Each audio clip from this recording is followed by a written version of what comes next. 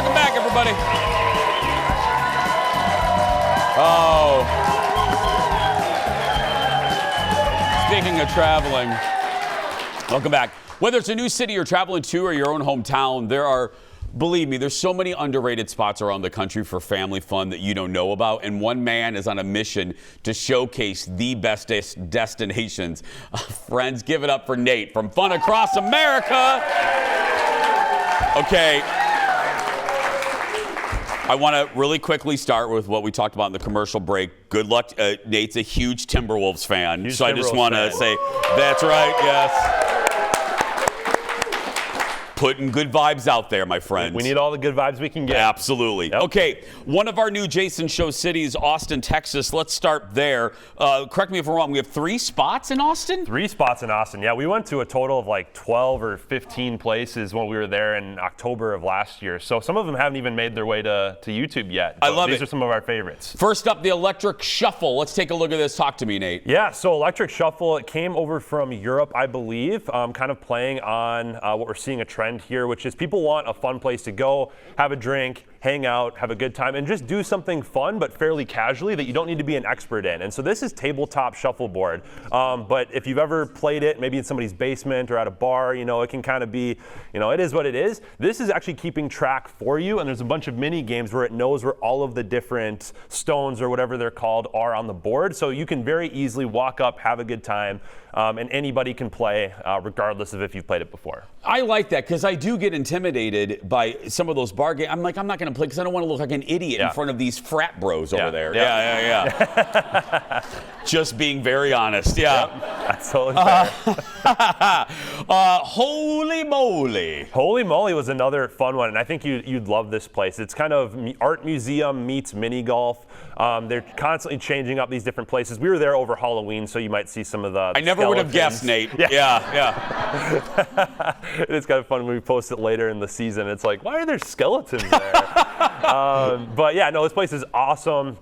Just very cool vibes, very Instagrammable, kind of that's their MO. But then the food and the drinks were amazing too. They have a cocktail that is actually, you're drinking it out of a little bathtub, like a little on the table, which I don't know why, but it was kind of funny.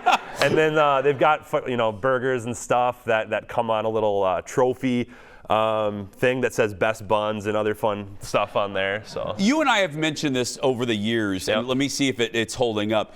Back in the day, you would go to these places, and they would have good skee ball, they would have good events, but their food would just be awful.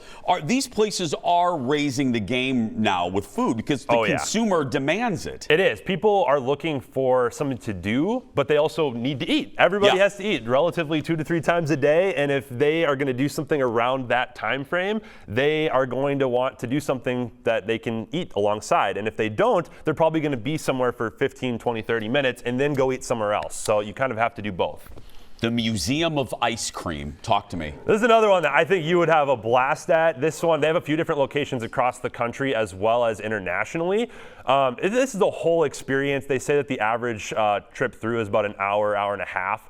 But it starts with you actually naming yourself. You're not Jason that day, and I'm not Nate. I'm Vanilla Bean. I get to pick my ice cream flavor, and you get to pick your ice cream flavor. So I would love to hear what your ice cream flavor name would be. If Pistachio. You have one. Pistachio. Yeah. So, and then we're going through these different rooms, and they've got some fun games you can play. Of course, amazing ice cream. All these different flavors, and then the ending of it is a swimming pool of sprinkles that if you can dive into through either the diving board or a slide, and if you find the golden sprinkle in the midst of kind of all of these sprinkles, kind of like a needle in a haystack, you win something, which I did not find. I would not get out of that bathtub until I found it, Okay, I love this because I want to know the story behind it. Let's go to Arizona, Chandler, Arizona.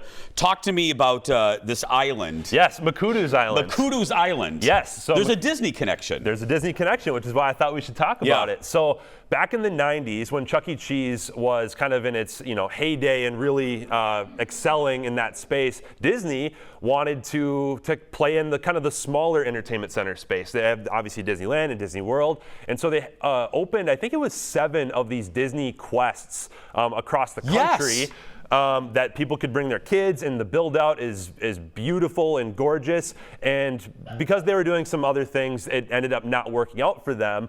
But Nate, am I watching a fever dream or what? I mean, I just saw it too. Okay, yeah. Yeah, this is very much so a fever dream. And but the coolest part about this is a family-owned business now owns it, and they've kept the build-out intact. A family-owned business would not have the means, the funds, the designers to build. It's like a tree of life at Animal Kingdom, but in a building that is kind of the theme for this place. Okay, we have time for one more. Let's quickly go to.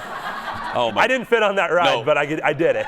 Well, for the rest, we're actually out of time for the rest. But hey, this is what we call a tease. You got to follow Nate to see the rest. Go follow his recommendations. Subscribe to Fun Across America on YouTube and visit funacrossamerica.com. Give it up for Nate, everybody.